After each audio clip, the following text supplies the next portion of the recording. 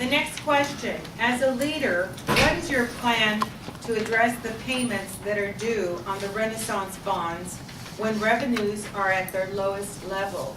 And we'll start with Mr. Brandon. Well, that's a good question, because if you talk to some people in finance down at City Hall, they're telling us now that they're going to have to dip into the reserves next year to make those payments. A minimum to $3 to $5 million, depending on who you talk to, and that's probably a conservative estimate. So what we're really going to have to do is find a way to cut our spending. Spending in the city has, frankly, been exorbitant. We are $3.5 billion in debt. Yeah, our general fund budget is balanced, and yeah, we have 44 million in a reserve account, but nobody talks about the $1.5 billion in Renaissance money. Nobody talks about the $1.5 billion in redevelopment money.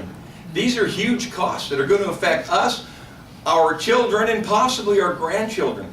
Some of these redevelopment areas are 40-year involvements. It just doesn't end after a little while. This is all money that now does not go into the general fund, and, oh, by the way, it also takes away money from our schools.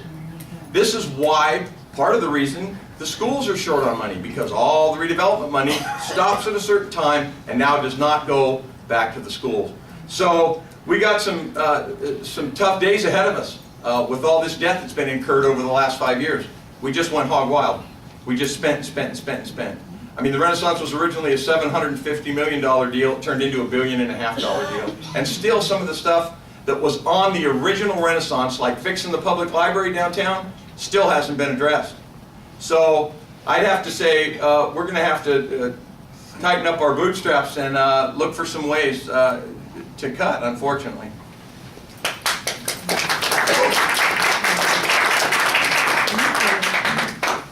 Well, money management, balanced budget. That's the answer to our situation. We do have a mortgage on the city of Riverside, but we also have a revenue stream. And we know what that revenue stream is, and we live within our ability. We never spend more than we take in. We never spend more than we can pay our bills. All of our bonds are covered.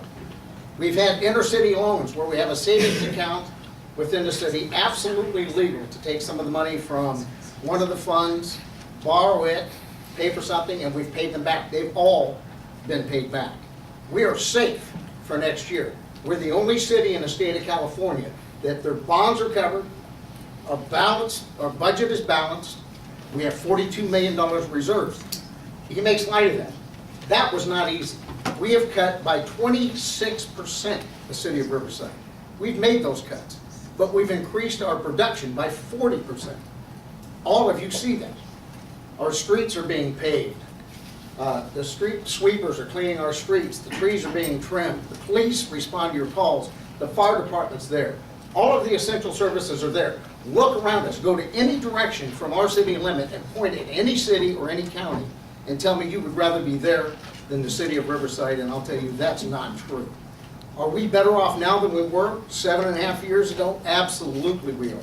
Are we the best positioned city in Southern California, if not the state of California, to bring jobs here? We're all competing for the same jobs. This state has run jobs out here. This state has taken our redevelopment money, $21 million.